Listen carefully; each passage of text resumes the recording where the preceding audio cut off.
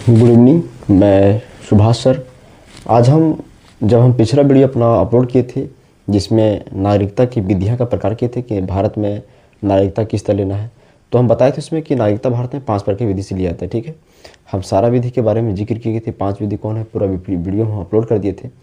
पहला था जन्म के आधार पर, दूसरा था वंश के आधार पर, ठीक है, तीसरा था पंजीकरण के आधार पर, चौथा था देशीकरण के आधार पर और पांचवा था अर्जित भूमि के आधार पर। तो आज जो हम जिक्र करने जा रहे हैं इस वीडियो में, उसमें हम सीएए के बारे में जिक्र करेंगे। हम पिछला वीडियो में ही बोले थे कि नेक्स्ट वीडियो जो हमारा रहेगा वो सिटीजनशिप अमेंडमेंट एक्ट यानी सीएए के बारे में रहेगा। 2019 में जो प्रावधान किया गया है भारत का नागरिकता देने का, उसके बारे में चर्चा करेंगे। तो हम चर्चा पहले करते हैं कि सीएए क्या है। तो इसको इंग्लिश में बोला जाता है सिटीजनशिप अमेंडमेंट एक्ट। ठीक है, ये 2019 के तहत जारी किया गया है। नागरिक संशोधन अधिनियम बिल 2019। ठीक है, हम इसमें देखते हैं कि क्या प्रावधान किया गया है। सीएए किन लोगों के लिए है, सीएए किन किन देशों के लोगों को नागरिकता देती है, ठीक है, उसके बारे में दिया जाता है। वो 1955 के अधिनियम के तहत दिया जाता है, ये सबको मालूम है और हम बताए भी हैं जिसमें वीडियो पढ़ाए थे।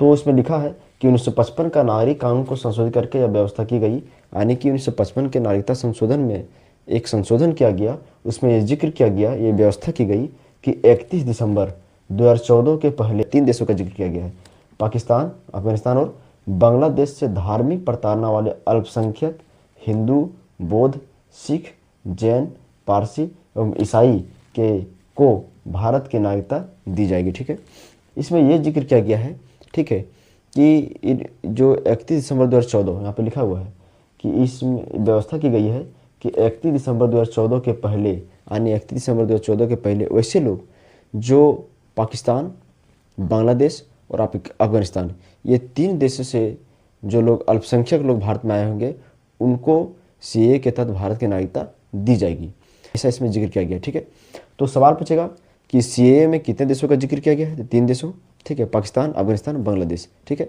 इनमें यह बोला गया है कि धार्मिक रूप से प्रताड़ित वे लोग जिनकी संख्या कम है, अल्पसंख्यक।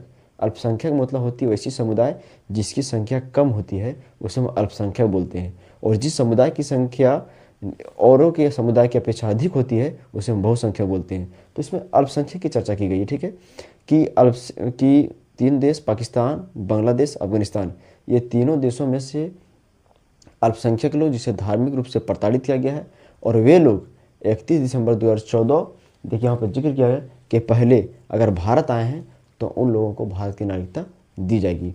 और उसमें प्रावधान किया गया है कि ये 3 देशों से जो नागरिक आएंगे वो 6 धर्म के से ज़्यादा नहीं हो सकते। 6 धर्म के बारे में जिक्र किया गया है, यानी कि इसमें इस्लाम धर्म का जिक्र नहीं किया गया है। वो 6 धर्म कौन कौन हैं, कौन कौन धर्म के लोग के आएंगे जिनको भारत की नागरिकता दी जाएगी? ठीक है, तो वह है हिंदू, बौद्ध, सिख, जैन, पारसी एवं ईसाई। ठीक है, ठीक है, इन लोगों को भारत में नागरिकता देने का प्रावधान किया गया है। ठीक है, ठीक है, तो इसमें पूछेगा कि सीएए सिटीजनशिप, सीएए का फुल फॉर्म क्या है?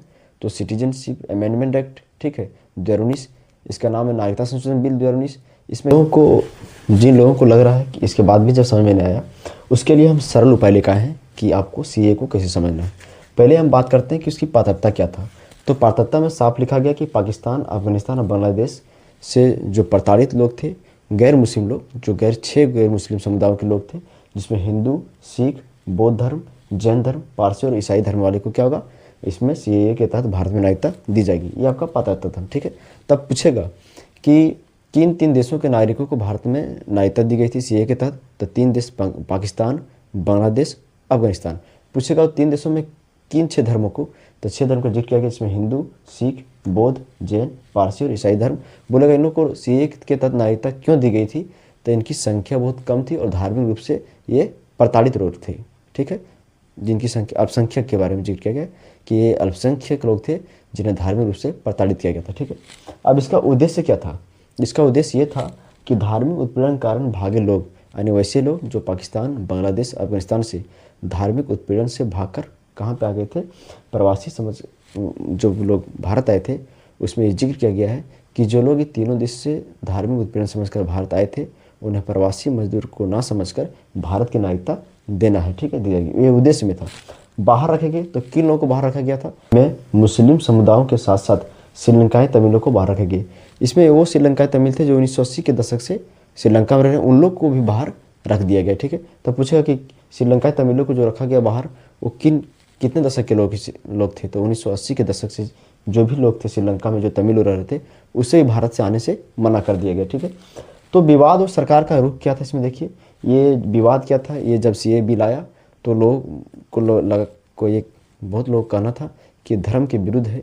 ठीक है, इसमें धार्मिक स्वतंत्रता नहीं दी गई है। यानी कि क्यों इसे बुलाया था, क्योंकि इसमें मुस्लिम धर्म के किसी भी समुदाय को नागरिकता देने की बात नहीं कही गई थी। लेकिन सरकार का एक ही तर्क आया था, सरकार का एक ही मंशा था कि जो लोग प्रताड़ित हो रहे हैं, वैसे माने कि जो अल्पसंख्यक लोग दूसरे देश में प्रताड़ित हो रहे थे, उससे मानवता के तहत सरकार का एक ही रुख था कि उसमें भारत की नागरिकता दी जाएगी